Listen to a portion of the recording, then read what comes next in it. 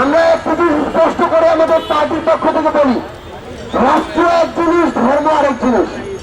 রাষ্ট্রকে সকল ধর্মকে ধারণ করতে হয়, সকল চিন্তাধারার মানুষকে ধারণ করতে হয়। এখানে নির্দিষ্ট একটি ধর্মের মানুষ, তার যে বিশ্বাস, তার রীতিনীতি, তার প্রথাগুলো চাইলেই আরেকটি মানুষ যিনি অন্য ধর্ম বিশ্বাসী তাকে চাপিয়ে দিতে পারে না।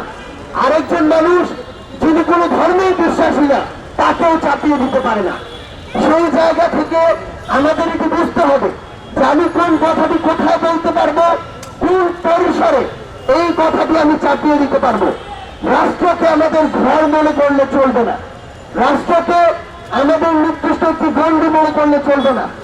আমরা আমাদের জায়গা থেকে আমাদের পার্টির পক্ষ থেকে স্পষ্ট করে একটি অবস্থান জানাই, শুধুমাত্র এই সামাজিক জনপরিসরে নয়, বরং আমরা সোশ্যাল মিডিয়া দেখছি আমাদের রাজপথে আমাদের বোনেরা যখন সামনের সারিতে দাঁড়িয়ে থেকে লড়াই করেছে, তখন তাদেরকে কেউ এভাবে কথা বলতে পারেনি।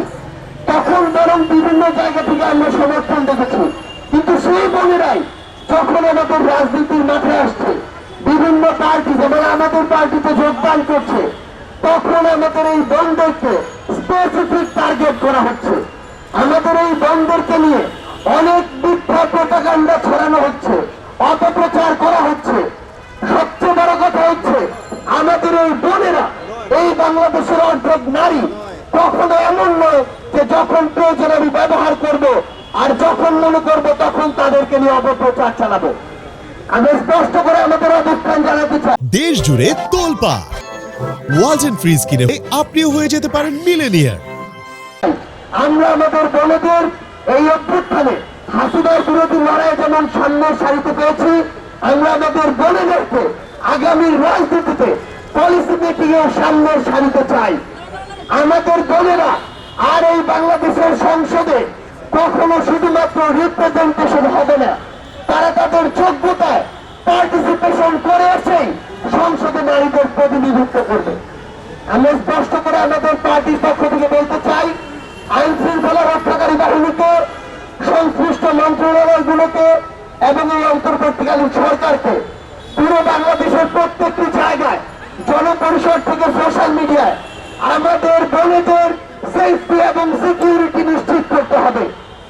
কেউ যেন তার ব্যক্তিগত বিশ্বাস কোনদিন একটি সমাজের গুরুত্বপূর্ণ একটি অংশ কিংবা আমাদের নারীদের উপরে চাপিয়ে না দিতে পারে।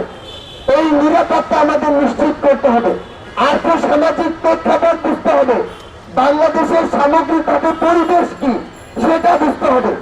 এগুলোর বাইরে গিয়ে কেউ যদি কোনো ধরনের ওয়ার্ক কালচারকে ব্যবহার করে বিন্দুমাত্র আমাদের বোনদের দিকে দৃষ্টি দেওয়ার চেষ্টা করে কিংবা তাদের সিকিউরিটি বিঘ্নিত করার চেষ্টা করে, তাহলে আমাদের এই আইন শৃঙ্খলা রক্ষাকারী বাহিনী এবং সংশ্লিষ্ট মন্ত্রণালয়গুলো ব্যর্থ বলে প্রমাণিত হবে।